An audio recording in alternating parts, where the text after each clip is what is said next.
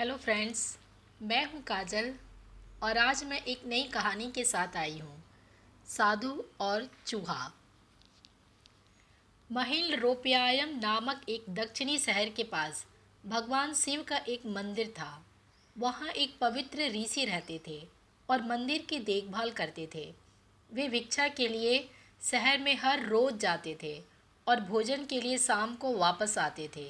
वे अपनी आवश्यकता से अधिक एकत्र कर लेते थे और बाकी का बर्तन में डालकर गरीब मजदूरों में बांट देते थे, जो बदले में मंदिर की सफाई करते थे और उसे सजावट का काम किया करते थे।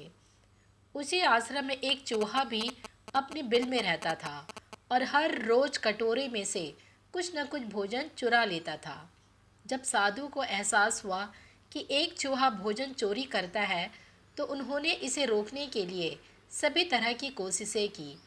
उन्होंने कटोरे को काफ़ी ऊंचाई पर रखा ताकि चूहा वहां तक पहुंच ना सके, और यहाँ तक कि एक छड़ी के साथ चूहे को मार भगाने की भी कोशिश की, लेकिन चूहा किसी भी तरह कटोरे तक पहुंचने का रास्ता ढूंढ लेता और कुछ भोजन चुरा लेता था।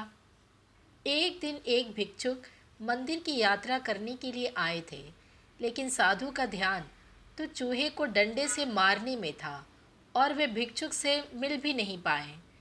इसे अपना अपमान समझ भिक्षुक क्रोधित होकर बोले, आपके आश्रम में फिर कभी नहीं आऊँगा, क्योंकि लगता है मुझसे बात करने के अलावा आपको अन्य काम ज़्यादा महत्वपूर्ण लग रहा है।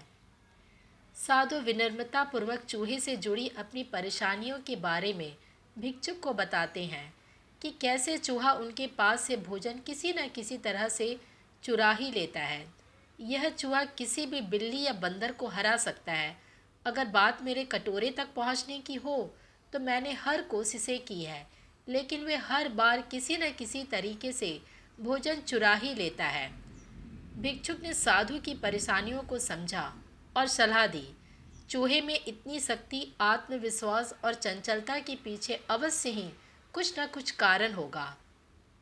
मुझे यकीन है कि इसने बहुत सारा भोजन जमा कर रखा होगा, और यही कारण है कि चूहा अपने आप को बड़ा महसूस करता है और इसी से उसे ऊंचा कूदने की शक्ति मिलती है।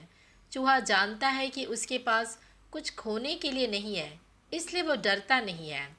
इस प्रकार साधु और भिक्षुक निष्कर्ष निकालते हैं कि अगर वे चूहे के बिल तक पहुंचने में सफल होते हैं तो वे चूहे के भोजन के भंडार तक पहुंचने में सक्षम हो जाएंगे। उन्होंने फैसला किया कि अगली सुबह वे चूहे का पीछा करेंगे और उसके बिल तक पहुंच जाएंगे। अगली सुबह वे चूहे का पीछा करते हैं और उसके बिल के प्रवेश द्वार तक पहुंच जाते हैं। जब वे खुदाई शुरू करते हैं तो देखते हैं कि चूहे ने अनाज का एक विशाल भंडार बना रखा है। फौरन ही साधु ने सारा चुराया गया भोजन एकत्र करके मंदिर में लिवा ले जाते हैं। वापस आने पर अपना सारा अनाज गायब देख चूहा बहुत दुखी हुआ और उसे इस बात से गहरा झटका लगा और उसने सारा आत्मविश्वास खो दिया। अब चूहे के पास भोजन का भंडार नहीं था। फिर भी उसने फैसला किया कि वे फिर से रात को कटोरे से भोजन चुराएगा, लेकिन जब उसने कटोरे तक पहुंचने की कोशिश की तब वह धड़ाम से नीचे गिर गया और उसे यह एहसास हुआ कि अब ना तो उसके पर शक्ति है और ना ही आत्मविश्वास। उसी समय साधु ने भी छड़ी से उस पर हमला किया। किसी तरह चूहे ने अपनी जान बचाई और भागने में कामयाब रहा और फिर वापस मंदिर कभी नहीं आया। यदि हमारे पास भी संसाधनों की कमी ना हो तो हम में भी अद्भुत शक्तियाँ और आत्मविश्वास की कमी कभी नहीं आ सकती।